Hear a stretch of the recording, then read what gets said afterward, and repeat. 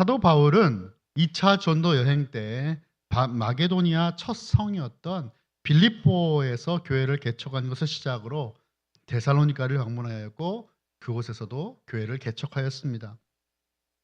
이 내용이 사도행전 17장에 기록되어 있죠. 데살로니가는 마게도니아의 수도였어요. 항구 도시였고요. 상당히 큰 대도시였습니다. 아주 중요한 교통의 요충지였고 고대 도시로 따지면서는 굉장히 큰 도시, 20만 명이 되는 그 거대한 도시였다고 전해집니다.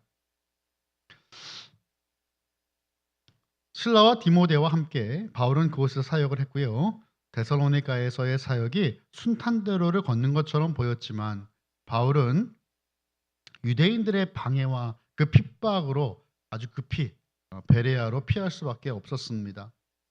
안식일의 유대인의 회당에서 바울이 성경을 강론하며 복음을 전할 때 큰 무리들이 예수님을 믿게 되는 것을 본 유대인들이 아주 엄청나게 크게 시기했던 것입니다. 열매를 기대하는 바울의 입장에서는 참으로 안타까운 일이었을 것입니다. 하지만 이 모든 것이 하나님의 인도하심이었어요. 바울의 2차 전도 여행 가운데는요, 그는 베레아도 아덴도 고린도도 에베소도 여러 지역들을 방문해야 되기 때문입니다. 하지만 사도 바울의 입장에서는 데살로니가를 떠나며 이 발걸음이 아주 무거운 그런 시간들을 보냈을 거예요. 베레아에서 디모데를 데살로니가에 다시 보내는 것은 그런 이유 때문이었습니다. 그런데 시간이 얼마 지나고 디모데가 가져온 그 소식은요, 너무도 기쁜 소식이었어요. 이 바울의 염려와는 너무나 다른 소식이었어요. 데살로니가 성도들이 복음에 견고히 서 있다라고 하는 것이었습니다. 그들의 믿음의 소문도요, 도처에 퍼져 있었어요. 그래서 주후 51년경에 쓰여진 데살로니가 전서를 한 문장으로 요약하면 아마 이렇게 요약할 수 있을 것 같습니다. 데살로니가 전서는 사도 바울이 영적으로 성숙하고 인내하는 데살로니가 성도들을 칭찬하며 그리스도의 임박한 재림을 생각하고 더욱 성장할 것을 격려하는 서신이다라고 정리할 수 있을 것 같아요. 먼저 과거에서 시작되는 사도 바울의 관점은 저는 미래를 향하고 있어요. 1장에서 3장까지를 보면요, 사도 바울은 이제 뒤를 바라보며 데살로니가 성도들을 향한 감사의 기도를 드리고요, 그들을 향한 좋은 기억들, 그리고 그들을 인정하며, 그리고 데살로니가 성도들이 얼마나 좋은 소문이 있는지를 말씀하고 있었어요. 그리고 이제 4장과 5장으로 넘어가면 이제 앞으로 그 미래를 향하는, 앞을 내다보며 성도들을 어떻게 이들이 살아가야 될지, 앞을 내다보는 성도는, 그 미래를 바라보는 성도는 어떤 삶을 살아야 되는지에 대한 그 태도를 말씀합니다. 오늘 본문을 보시면요, 사도 바울은 감사의 기도로 그의 말씀을 시작합니다. 2절의 말씀을 같이 읽어보면 좋겠습니다. 2절입니다. 시작. 우리가 너희 모두로 말미암아 항상 하나님께 감사하며 기도할 때에 너희를 기억함은, 아멘. 이 바울과 그의 일행들은 데살로니가 성도들을 생각할 때마다 하나님께 항상 감사했다라는 것이죠. 기도할 때마다 그들이 기억났다라는 것이에요. 이러한 감사와 기억의 원인이 무엇인가요? 3절에 소개되고 있는 믿음의 역사, 사랑의 수고, 그리고 소망의 인내입니다. 우리 3절도 한 목소리 같이 읽어볼까요? 시작. 너희의 믿음의 역사와 사랑의 수고와 우리 주 예수 그리스도에 대한 소망의 인내를 우리 하나님 아버지 앞에서 끊임없이 기억함이니. 아멘. 사도 바울은요, 믿음, 소망, 사랑, 이 삼중의 은혜를 통해 감사한 이유를 제시하고 있어요. 믿음, 소망, 사랑하면 떠오르는 성경이 있지 않습니까? 사랑장이라고 알려져 있는 고린도전서 13장의 말씀, 그것도 이제 13절 마지막 구절이 떠오릅니다. 그런즉 믿음, 소망, 사랑 이 세 가지는 항상 있을 것인데 그 중에 제일은 사랑이라고 하시는 말씀이죠. 이 사도 바울의 서신서를 읽어보면요, 이 믿음, 소망, 사랑의 주제가 항상 묻어납니다. 항상 기본이에요. 그래서 이 사도 바울의 신학은 항상 세 가지의 기둥으로 이루어져 있다라는 것이죠. 믿음, 소망, 사랑. 삼중의 은혜를 통해 성도 안에 하나님의 역사가 어떻게 일어나는가에 대해서 말씀하는데요.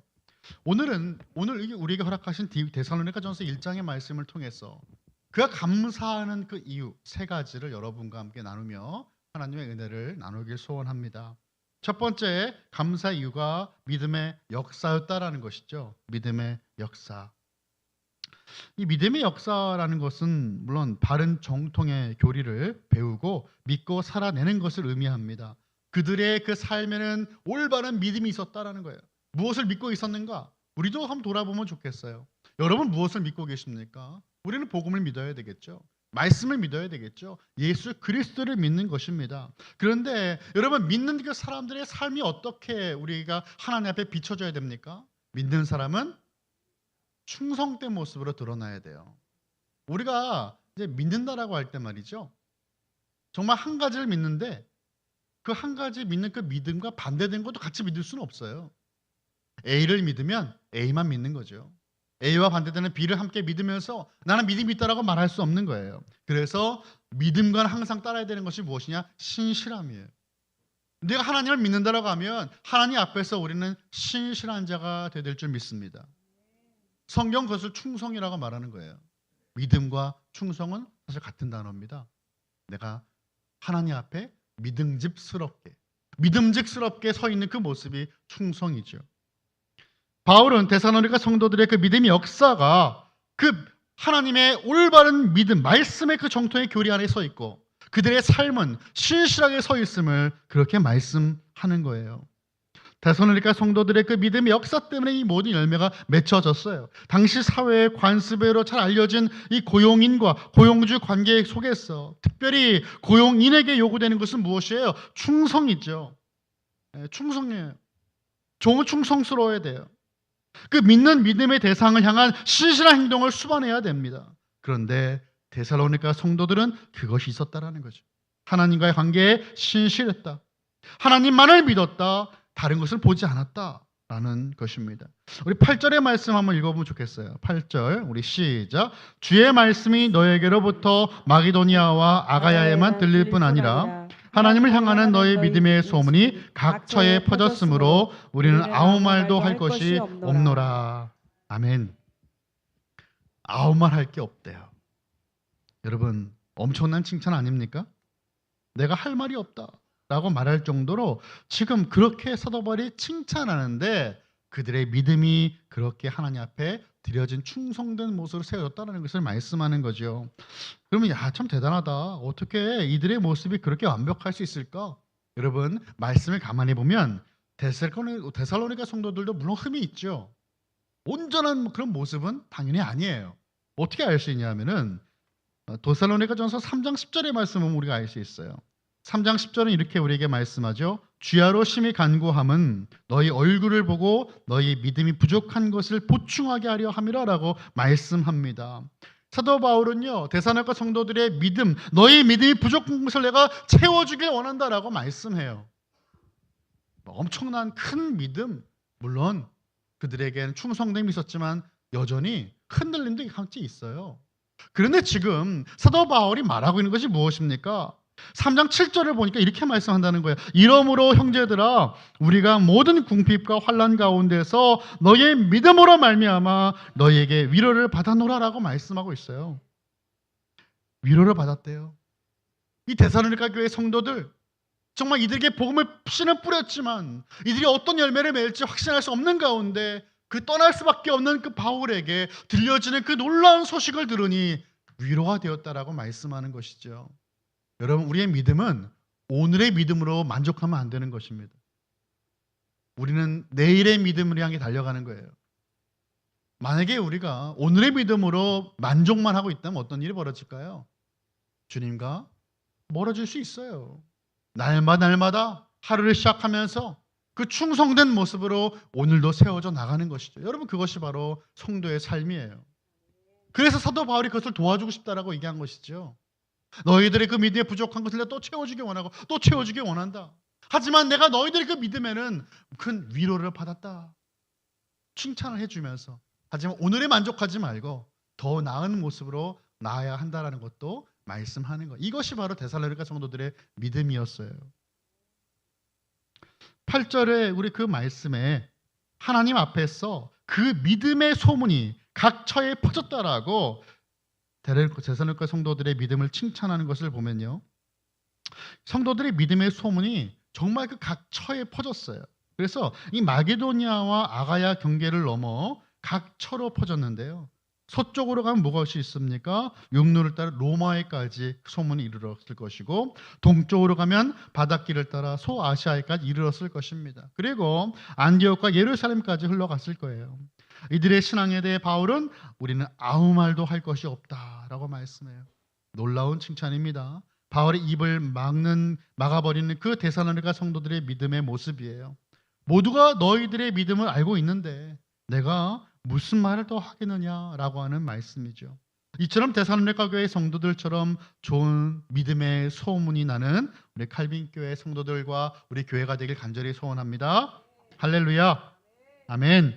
마게도니아와 아가야 지역 성도들의 입에 오르내리던 이 데살로니가 성도들의 믿음의 좋은 소문 가운데는요, 데살로니가 성도들이 우상 숭배에서 어떻게 하나님 섬김으로 돌아섰는가에 대한 소문이 났어요. 9절의 말씀입니다. 그냥 같이 읽어보겠습니다. 시작. 그들이 우리에 대하여 스스로 말하기를 우리가 어떻게 너희 가운데에 들어갔는지와 너희가 어떻게 우상을 버리고 하나님께로 돌아와서 살아계시고 참되신 하나님을 섬기는지와. 아멘. 예수님을 믿기 전인, 회심 전이죠. 회심 전에 이방인들은 각자 믿는 신의 이름으로 신전에 모였어요. 그리고 모든 유익함을 함께 나누고 제공하면서 그곳에 모여 자신들의 종교 생활을 하였습니다. 그러니까 오늘 본문에 말씀하는 하나님께 돌아와서 살아계시고 참되신 하나님을 섬기고라고 하는 이 회심은 그러한 모든 그 삶의 터전을 다 포기하고 던지고 주님만을 선택했다라는 것을 전제하는 거예요. 다 버리고 하나님께로 갔다라는 거예요. 회심은 믿음의 대상을 바꾸는 것입니다.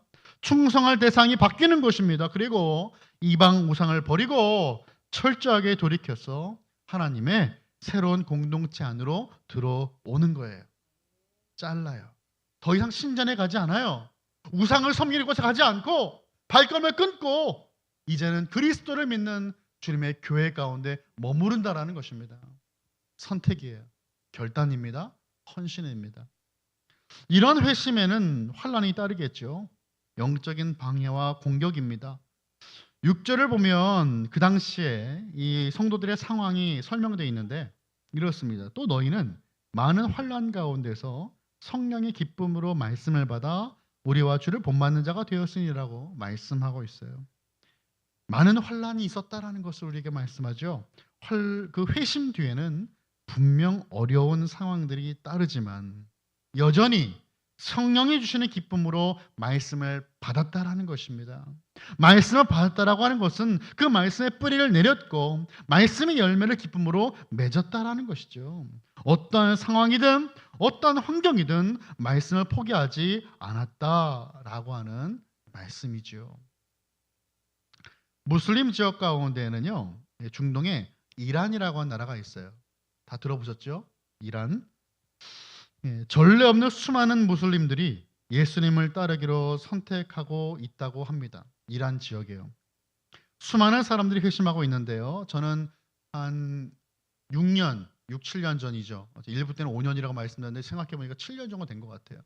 그 당시에 이란 선교사님을 직접 만나서 제가 들었던 내용이에요. 수많은 이란의 그 청년들이 자신의 그 무슬림의 문화를 버리고 예수님을 선택하고 있다라고 하는 보고를 들었어요. 좀 굉장히 놀라웠습니다. 근데 그게 한두 명이 아니고요. 집단으로 주님께 돌아온다라는 거예요. 이상하다는 거죠. 한 사람의 선교사가 어떤 교회가 잘해서가 아니라 주님께서 특별히 역사하고 계시다라는 것을 보고하였어요. 저 이것을 기억합니다. 근데 2024년도 보고인데 작년에 나온 통계인데 이란 사람들은 이슬람 고위 성직자들과 이슬람 신정주의 그 정권의 공허를 느끼고 있다고 해요. 그래서 익명의 그 내부 여론조사에 따르면 80%가 민주정부를 선호하고 있습니다.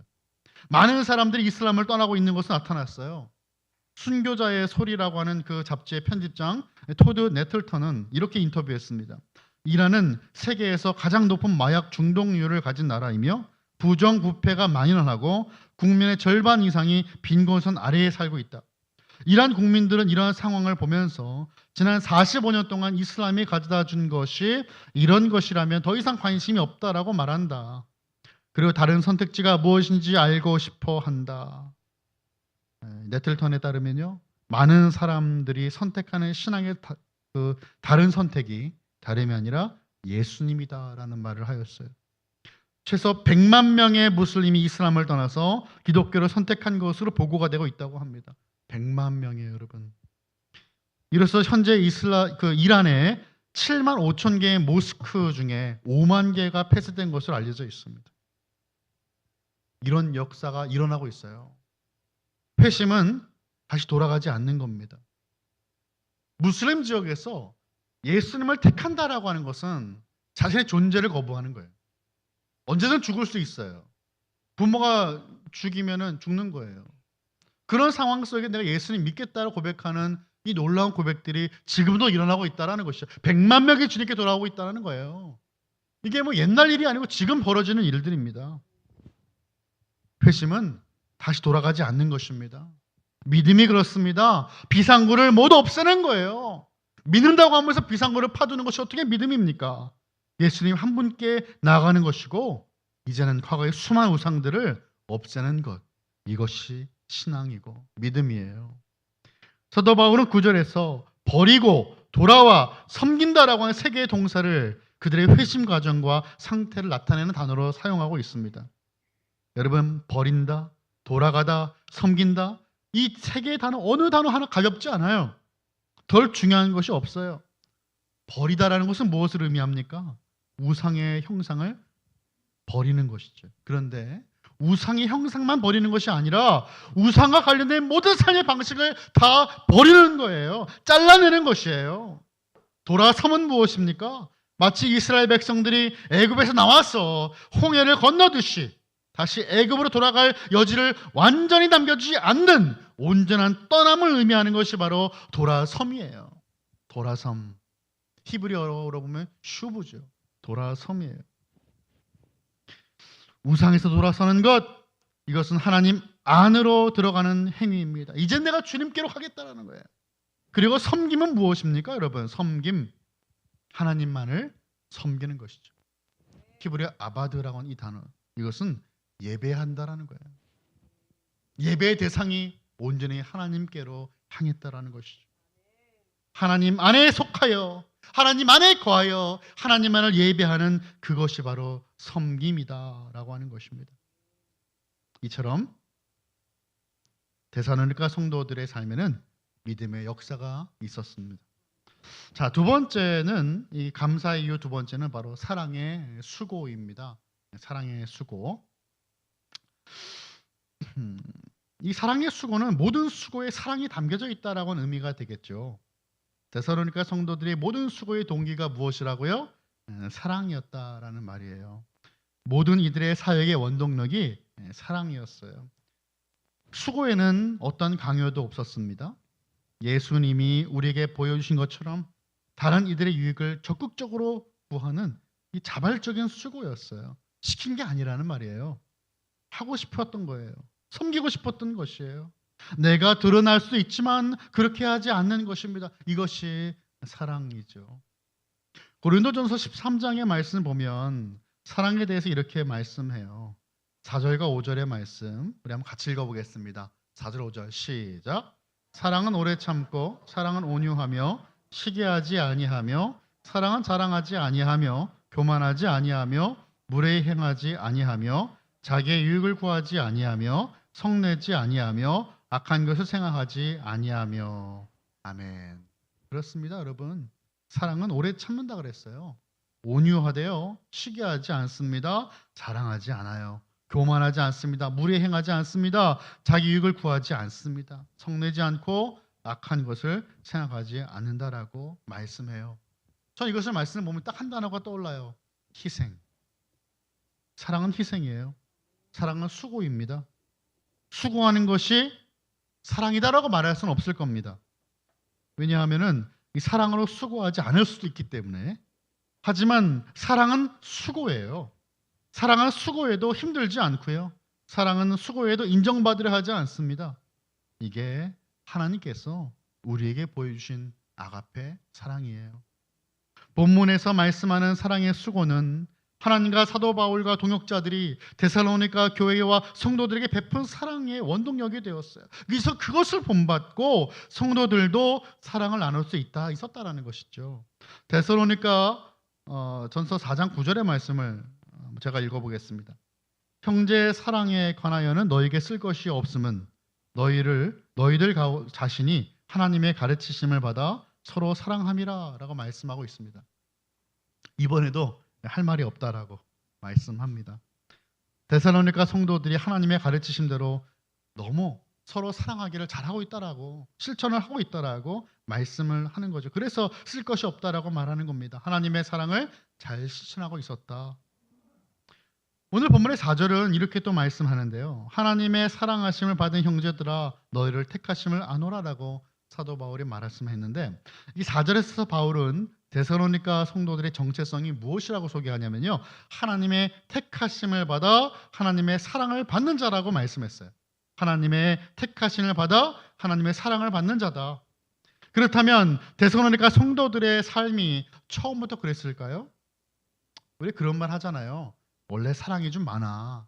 우리 권사님은 원래 사랑이 좀 많아. 사랑 받는 환경에서 자라서 아주 사랑 주는 게 익숙해. 여러분 이것에 동의하십니까? 저는 동의할 수 없어요. 왜? 원래 사랑 많은 사람 없어요.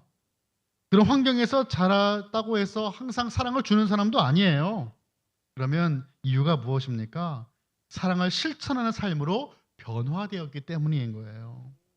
변화된 것은 하나님이 그들을 사랑하셨고 선택하심으로부터 시작되었다는 것을 말씀하고 있습니다. 하나님의 사랑이 먼저였습니다. 하나님이 우리를 사랑하셨기에 사도 바울도 성도들을 사랑할 수 있었고 성도들도 그들에게 허락하신 영혼들을 서로 사랑할 수 있었던 것이에요. 하나님 우리를 선택하셨고 우리를 사랑하셨습니다. 그 사랑을 충분히 경험하여 사랑의 수고가 넘치는 저 여러분 되시기를 간절히 소원합니다. 마지막 바울의 감사 이유는 바로 소망의 인내입니다. 소망의 인내. 인내란 특별히 고난 가운데 참고 견디는 태도죠. 그것을 가능하게 하는 힘은 성경에 보니까요, 예수님이 다시 오신다라고 하는 재림에 대한 소망이다라고 우리에게 말씀합니다. 단순하게 더 나은 미래에 대한 약속이 아니고요, 모든 것이 새롭게 되리라고 하는 이 확실한 약속의 말씀, 예수님 다시 오신다, 이 재림의 말씀에 소망을 두었다라는 거예요. 그것이 오늘을 이기는 힘이 된다라고 하는 것입니다. 현실을 견디는 힘이 되었습니다. 이처럼 사도 바울에게 복음을 삶으로 연결지으는 이 데살로니가 교회의 성도들은 의심할 여지 없이 하나님이 선택하신, 하나님이 사랑하신 형제 자매들이었어요. 미래에 주실 그 하나님의 상급을 바라보면서 현재의 고난을 이겨내었던 것입니다. 데살로니가 성도들은 환난과 핍박 앞에서 흔들리지 않았습니다. 그들의 믿음을 견뎌냈어요. 참았습니다. 주님의 재림 때 주님처럼 우리도 부활할 것이라고 하는 그 분명한 소명을 갖고 소망을 가지고 주님을 바라봤던 것이에요. 9절에서 데살로니가 성도들의 그 믿음의 소문 가운데 마지막 부분이 무엇입니까? 여러분 한번 말씀을 띄워주시기 바랍니다. 마지막 부분에 보니까 이렇게 말씀했어요. 그들이 예수의 재림을 간절히 기다리고 있다는 것이라고 말씀하고 있어요. 종말에 대한 소망이 빠져 있다면 여러분 그 신앙은 잘못된 신앙이에요. 종말의 신앙이 없다면 그 신앙 거짓 신앙입니다. 그렇게 되면 현실과 이 땅에 집착할 수밖에 없기 때문이에요. 우리 지난주에 말씀 나눴잖아요. 하늘의 것에 마음을 둬야 되는데 어떻게 하늘의 것에 마음을 두겠습니까? 재림의 그 신앙 가운데 있을 때에만 하나님 나라의 것에 내 마음을 쏟아볼 수 있는 것입니다. 데살로니가 성도들의 많은 그 환난을 견딜 수 있었던 것도 이 소망이 있기 때문이에요. 이 소망은 먼 장래에 이루어질 어떠한 것을 향한 아주 단순하고 막연한 미래에 대한 기대가 아니라 죽을 것 같이 힘들고 고단한 오늘을 견딜 수 있는 살아있는 능력이 되는 것입니다. 다시 오실 주님께서 이미 죽음을 이기셨기 때문입니다. 예수님은 지금도 오늘의 현실에서 우리들을 능히 구원하실 수 있는 참 구원자이심을 믿으시기 바랍니다. 할렐루야! 우리 주님은 구원자이세요. 뿐만 아니라 장차 모든 진노와 심판에서 구원하실 하나님의 아들, 그분이 바로 예수님이십니다. 예수님의 재림에 대한 분명한 소망이 있기 때문에 우리는 환난도 견딜 수 있는 것이죠. 지금까지 우리는 세 가지 신앙의 모습인 믿음의 역사, 그 다음에 무엇입니까? 사랑의 수고, 소망의 인내. 여러분 그렇게 찬양을 들으셨잖아요. 깨셔야 됩니다. 깰 때라 찬양을 들으셨는데 조심해야 한대요. 이러한 모습, 믿음의 역사, 사랑의 수고, 소망의 인내를 살펴보았는데 이러한 모습으로 데살로니가 교회는 주변에 아름다운 교회로 소문이 났어요. 저는요, 이 말씀 우리가 적용해 보기 원해요. 어떻게 적용할 수 있을까요? 미국의 명설교가이자 달라스 신학교 4대 총장을 역임한 찰스 스윈돌 목사님은 오늘 본문을 통해서 세 방향의 헌신을 성도들이 적용할 수 있다라고 보았습니다. 세 방향의 헌신. 첫 번째는 동료 그리스도인들을 향한 헌신이에요. 오늘 본문의 말씀은 하나님의 한 가족인 성도된 우리가 서로 수용하고 격려하며 이것을 아끼지 말아야 될 것을 일깨워준다고 하였습니다. 믿음의 역사, 사랑의 수고, 소망의 인내에 더 탁월해지도록 격려하는 거예요. 지금도 잘해오고 있는데 더 잘할 수 있다라고 서로 격려해 주는 거예요. 제가 부산의 수영로교회 우리 그 정필도 목사님의 인터뷰를 통해 큰 감동을 받은 게 있습니다. 우리 수영로교회 우리 합동교단에서 아주 영향 있는 교회 아닙니까? 근데 어떻게 그 기자가 물어봤대요. 목사님 어떻게 이렇게 훌륭하게 목회를 하실 수 있었습니까? 그때 정필도 목사님께서 어떻게 성도가 다 잘할 수만 있느냐? 어떻게 A급 성도만 있을 수 있느냐? C급도 있고 D급도 있고 낙제도 있다.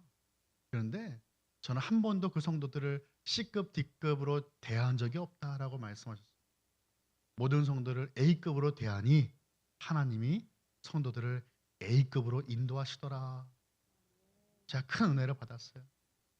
서로가 서로를 격려하며 하나님의 행하심을 미리 바라보며 서로가 서로를 수용할 수 있는 함께 그 방향으로 나아가는 우리 칼빈교회 성도 되시기를 간절히 소원합니다. 둘째는 비신자를 향한 헌신이에요. 예수님을 믿지 않는 주변 이웃들에게 우리가 전하는 복음이 우리의 삶과 행동으로 입증되는 겁니다. 우리 권사님들이 전도 많이 하시잖아요. 우리 교회 가시자고, 예수님 믿어보시자고. 근데 그 말할 때만 믿는 자가 되지 말고 복음을 증거하지 않을 때에도 믿는 자로 드러나야 한다는 말이죠. 이거 성경에서 무엇라고 증거하는 줄 아세요? 그리스도의 향기다라고 증거해요. 그 사람이 지나가면 그 사람이 향기가 나지 않습니까? 그 사람의 삶을 통해 드러난 향기가 있어야 된다라고 성령은 우리에게 말씀하는 것이죠. 데살로니가 성도들의 평판은 원근 각지로 퍼져나갔습니다. 아직 구원받지 못한 사람에게 복음을 전할 때에 우리의 평판이 얼마나 중요한지 우리는 본문을 통해 알 수 있는 것이죠. 우리가 하는 말과 우리의 삶이 일치가 돼야 합니다. 언행일치. 우리의 말과 우리의 삶이 하나 되는 그 복된 신앙, 바로 우리 칼빈교회 성도들의 신앙 되시기를 간절히 소원합니다. 우리는 삶으로도 예수님을 전해야 되겠습니다. 마지막 세 번째는 그리스도를 향한 헌신입니다. 예수님을 향한 헌신이다. 오늘 본문의 말씀은 우리들과 예수님을 떼어 놓으려고는 어떠한 방해물도 없어야 한다는 것을 증거하는 거예요. 데살로니가 성도들의 삶에 여전히 존재하는 우상 숭배의 위험들, 그들이 이사를 간 게 아니에요. 똑같은 사회 속에 동일한 지역 속에 살아갑니다. 하지만 예수님을 믿는 그 믿음의 신앙으로 바뀌었어요. 얼마나 유혹이 많았을까요? 우리들의 삶은 어떻습니까? 예수님께 나아가려 할 때마다 방해하는 수많은 것들, 수많은 방해물들을 없애야 한다. 그것으로부터 벗어내야 한다라는 것을 말씀합니다. 그래야 우상 숭배에서 해방될 수 있어요. 여러분, 우상이 무엇입니까? 결국 우상은 우리를 예수님께 온전히 헌신하지 못하도록 막는 거예요. 그렇다면 무엇이든 우리의 삶에 우상이 될 수 있어요. 우상에서 해방되면 우리는 그때부터 거침없이 주님께 올인할 수 있어요. 모든 걸 주님께 다 걸 수 있어요. 온전한 헌신이 가능한 것입니다. 말씀을 정리합니다. 사랑하는 성도 여러분, 우리는 어떤 소문이 난 교회입니까? 우리는 어떤 열매를 맺는 교회입니까?